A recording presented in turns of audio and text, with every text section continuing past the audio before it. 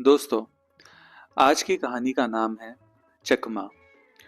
सेठ चंदूमल जब अपनी दुकान और गोदाम में भरे हुए माल को देखते तो मुंह से ठंडी सांस निकल जाती। यह माल कैसे बिकेगा?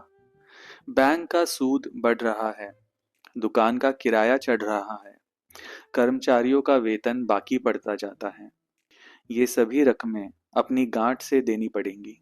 अगर कुछ दिन यही हाल रहा तो दिवाला निकलने के सिवा और किसी तरह जान न बचेगी।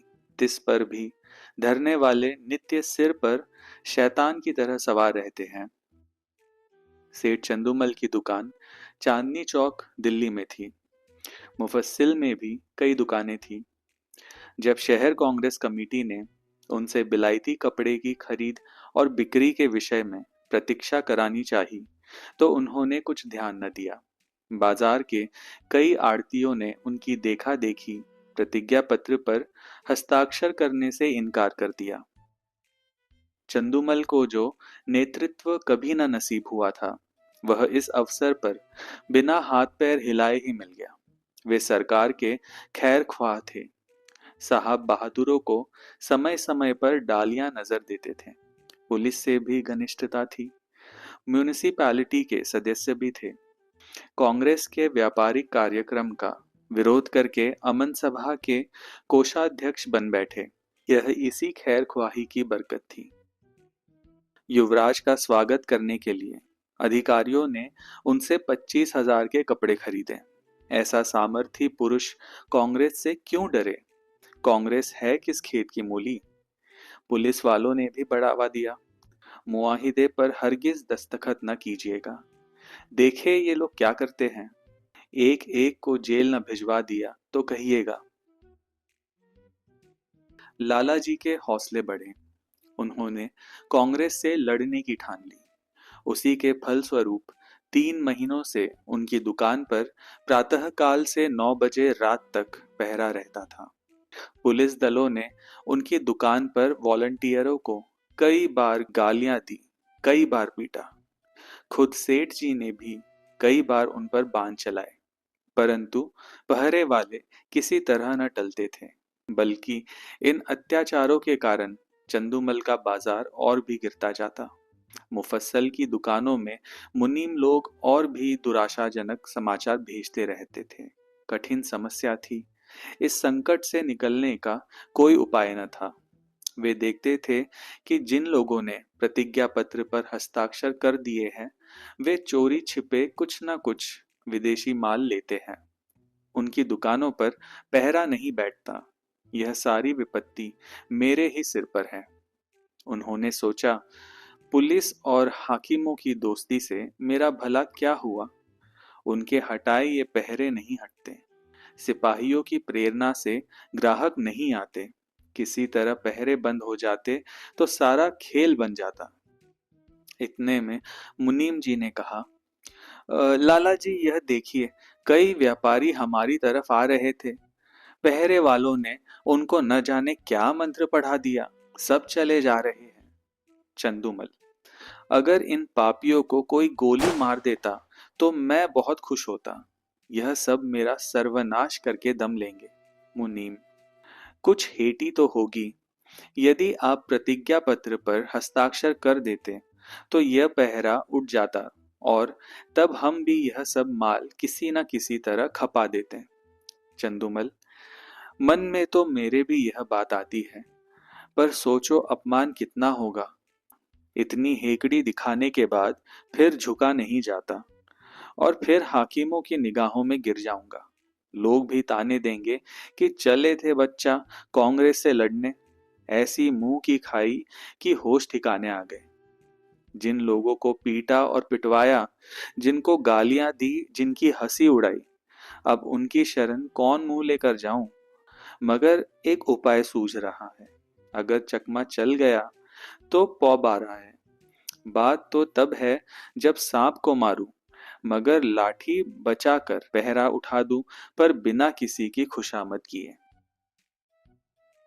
9 बज गए थे।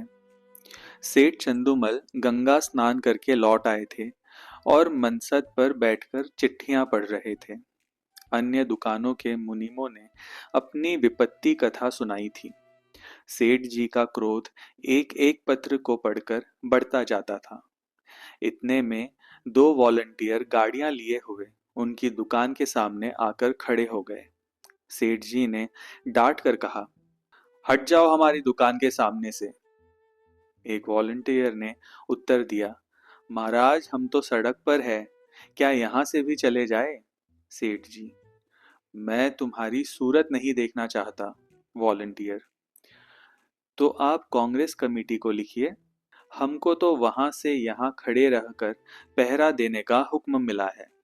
एक कांस्टेबल ने आकर गरजते हुए कहा, क्या है सेठ जी, यह लौंडा क्या टर्राता है? चंदूमल बोले, मैं कहता हूं कि दुकान के सामने से हट जाओ, पर यह कहता है कि न हटेंगे न हटेंगे। जरा इसकी जबरदस्ती देखो। कांस्टेबल वॉलंटियरों से, तुम दोनों यहां से जाते हो कि आकर तुम्हारी गर्दन नापूं? वॉलंटियर, हम सड़क पर खड़े हैं, दुकान पर नहीं। कांस्टेबल का अभिष्ट अपनी कारगुजारी दिखाना था। यह सेठ जी को खुश करके कुछ इनाम इकराम भी लेना चाहता था।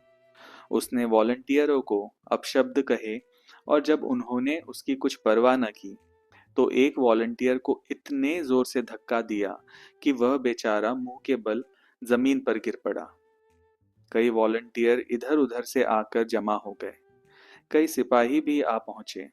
दर्शक वृंद को ऐसी घटनाओं में मजा आता ही है। उनकी भीड़ लग गई। किसी ने हाक लगाई, महात्मा गांधी की जय। औरों ने भी उनके सुर में सुर मिलाया। देखते देखते एक जनसमूह एकत्रित हो गया था। एक दर्शक ने कहा, क्या है लाला चंदूमल, अपनी दुकान के सामने इन गरीबों की दुर्गति करा रहे हो और तुम्हें जरा भी लज्जा नहीं आती? कुछ भगवान का भी डर है या नहीं? सेठ जी ने कृत्रिम कोमलता से कहा, मुझसे कसम ले लो जो मैंने किसी सिपाही से कुछ कहा हो। ये लोग अनायास बेचारों के पीछे पड़ गए, मुझे सेंत में बदनाम करते हैं। एक सिपाही, लाला जी आप ही ने तो कहा था कि ये दोनों वॉलंटियर मेरे ग्राहकों को छेड़ रहे हैं, अब आप निकले जाते हैं। चंदूमल, बिल्कुल झूठ, सरासर झूठ, सोलहो आना झूठ। तुम लोग अपनी कारगुजारी के धुन में इनसे उलझ पड़े। यह बेचारे तो दुकान से बहुत दूर खड़े थे, न किसी से बोलते थे न चालते थे। तुमने जबरदस्ती ही इन्हें गर्दनी देनी शुरू की। मुझे अपना सौदा बेचना है कि किसी से लड़ना है? दूसरा सिपाही, लाला जी हो बड़े होशियार, मुझसे आग लगवाकर आप अलग हो गए। तुम न कहते तो हमें क्या पड़ी थी कि इन लोगों को धक्के देते। दारोगा जी ने भी हमको ताकीद कर दी थी कि सेठ चंदूमल की दुकान का विशेष ध्यान रखना। वहां कोई वॉलंटियर ना आए, तब हम लोग आए थे। तुम फरियाद ना करते तो दारोगा जी हमारी तैनाती ही क्यों करते? चंदूमल, दारोगा जी को अपनी कारगुजारी दिखानी होगी। मैं उनके पास क्यों फरियाद करने जाता? सभी लोग कांग्रेस के दुश्मन हो रहे हैं। थाने वाले तो उनके नाम से ही जलते हैं। बताओ तो सही, क्या मैं शिकायत करता तभी तुम्हारी तैनाती करते? इतने में किसी ने थाने में इत्तला दी कि चंदूमल की दुकान पर कांस्टेबलों और वॉलंटियरों में मारपीट हो गई। कांग्रेस के दफ्तर में भी खबर पहुंची। जरा देर में मैं सशस्त्र पुलिस के थानेदार और इंस्पेक्टर साहब आ पहुंचे। उधर कांग्रेस के कर्मचारी भी दल बल सहित दौड़े। समूह और बढ़ा। बार बार जयकार की ध्वनि उठने लगी। कांग्रेस और पुलिस के नेताओं में वाद विवाद होने लगा। परिणाम यह हुआ कि पुलिस वालों ने दोनों को हिरासत में ले लिया और थाने की ओर चले। पुलिस अधिकारियों के जाने के बाद सेठ जी ने कांग्रेस के प्रधान से कहा, आज मुझे मालूम हुआ कि ये लोग वॉलंटियरों पर इतना घोर अत्याचार करते हैं। प्रधान, तब तो दो वॉलंटियरों का फंसना व्यर्थ नहीं हुआ। इस विषय में अब तो आपको कोई शंका नहीं है कि हम कितने लड़ाकू, कितने द्रोही, कितने शांति भंगकारी हैं। यह तो आपको खूब मालूम हो गया होगा। चंदूमल: जी हाँ, मालूम हो गया। प्रधान: आपकी शहादत तो अवश्य ही होगी। चंदूमल: होगी तो मैं भी साफ साफ कहे दूंगा, चाहे बने या बिगड़े। पुलिस की सख्ती अब नहीं देखी जाती। मैं भी भ्रम में पड़ा हुआ था। मंत्री: पुलिस वाले आपको दबाएंगे बहुत। चंदूमल: एक नहीं 100 दबाव पड़े, मैं झूठ कभी ना बोलूंगा। सरकार उस दरबार में साथ न जाएगी। मंत्री: अब तो हमारी लाज आपके हाथ है। चंदूमल: मुझे आप देश का द्रोही न पाएंगे। यहाँ से प्रधान और मंत्री तथा अन्य पदाधिकारी चले तो मंत्री जी ने कहा, आदमी सच्चा जान पड़ता है। प्रधान संदिग्ध भाव से कहते हैं, कल तक आप ही सिद्ध हो जाएगा। शाम को पुलिस इंस्पेक्टर ने लाला चंदूमल को थाने में बुलाया और कहा, आपको शहादत देनी होगी, हम आपकी तरफ से बेफिक्र हैं। चंदूमल बोले, हाजिर हूं। इंस्पेक्टर: वॉलंटियरों ने कांस्टेबलों को गालियां दी। चंदूमल कहते हैं, मैंने नहीं सुनी। इंस्पेक्टर: सुनी या न सुनी यह बहस नहीं है, आपको यह कहना होगा, वह सब खरीदारों को धक्के देकर हटा रहे थे, हाथापाई करते थे, मारने की धमकी देते थे। ये सभी बातें कहनी होंगी। दारोगा जी वह बयान लाइए जो मैंने सेठ जी के लिए लिखवाया है। चंदूमल: मुझसे अदालत में झूठ ना बोला जाएगा। हजारों जानने वाले अदालत में होंगे, किस किस से मुंह छिपाऊंगा, कहीं निकलने को जगह भी चाहिए। इंस्पेक्टर: यह सब बातें निज के मुआमलों के लिए हैं। पॉलिटिकल मुआमलों में झूठ, सच, शर्म और हया किसी का भी ख्याल नहीं किया जाता। चंदूमल: मुंह में कालिख लग जाएगी। इंस्पेक्टर: सरकार की निगाह में इज्जत चौगुनी हो जाएगी। चंदूमल: जी नहीं, गवाही न दे सकूंगा, और कोई गवाह बना लीजिए। इंस्पेक्टर: याद रखिए, यह इज्जत खाक में मिल जाएगी। चंदूमल: मिल जाए, मजबूरी है। इंस्पेक्टर: अमन सभा के कोषाध्यक्ष का पद छिन जाएगा। चंदूमल: उससे कौन रोटियां चलती है। बंदूक का लाइसेंस छिन जाएगा। छिन जाए बला से। इनकम टैक्स की जांच फिर से होगी। चंदूमल: जरूर कराइए, यह तो मेरे मन की बात हुई। इंस्पेक्टर: बैठने को कुर्सी ना मिलेगी। कुर्सी लेकर चाटूं, दिवाला तो निकला जा रहा है।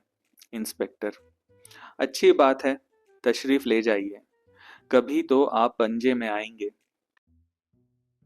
दूसरे दिन इसी समय कांग्रेस के दफ्तर में कल के लिए कार्यक्रम निश्चित किया जा रहा था। प्रधान ने कहा, सेठ चंदूमल की दुकान पर धरना देने के लिए 2 स्वयंसेवक भेजिए। मंत्री: प्रधान जी, मेरे विचार में वहां अब धरना देने की कोई जरूरत नहीं रह गई। प्रधान: क्यों?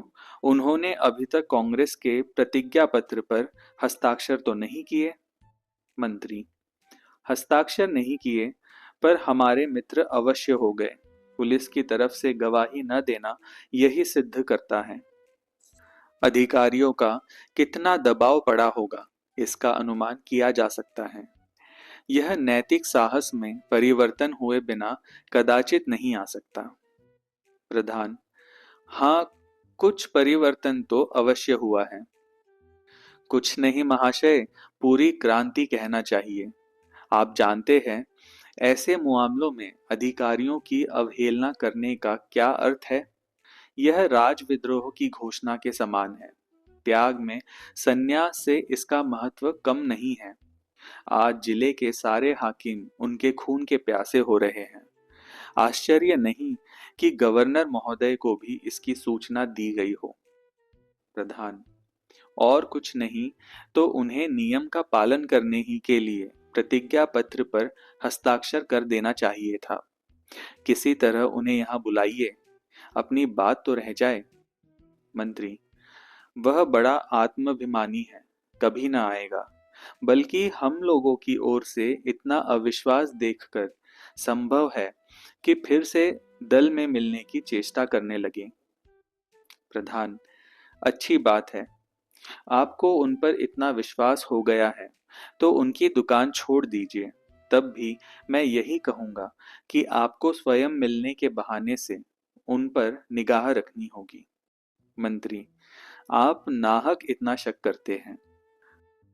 9 बजे सेठ चंदूमल अपनी दुकान पर आए तो वहां एक भी वॉलंटियर न था। मुख पर मुस्कुराहट की हल्की सी झलक आई। मुनीम से बोले, कौड़ी चित्त पड़ी। मुनीम, मालूम तो होता है, एक महाशय भी नहीं आए।